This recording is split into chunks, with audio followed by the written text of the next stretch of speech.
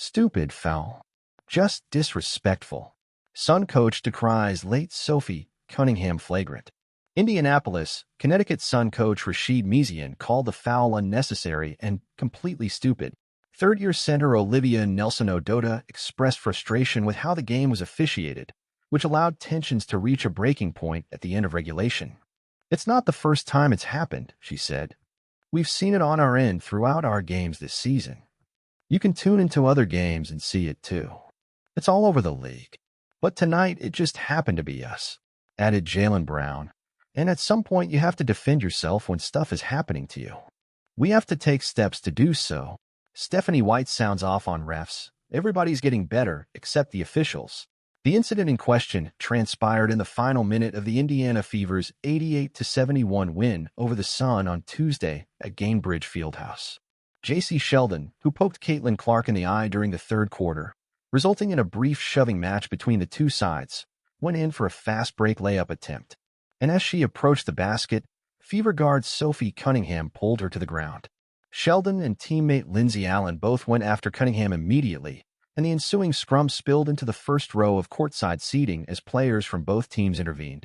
"I did not understand," Mezian said of Cunningham's foul. "When you are winning the game by 17 points and you are doing this, to me, stupid foul. This is just disrespectful.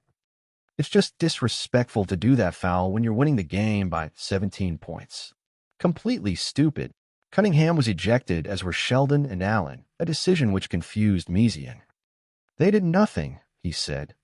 Mezian was proud of his team for finding our character, but lamented they lost our mind, allowing their emotions to get the best of them and talking too much with the officials. "When it's an away game, it will never be in our favor," he said of the officials. "It's why I say we lost our mind, instead of sticking to our game plan and focusing on our game.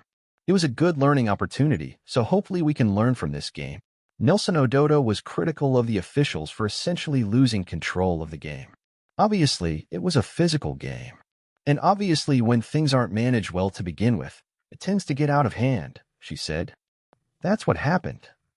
That's what was shown tonight.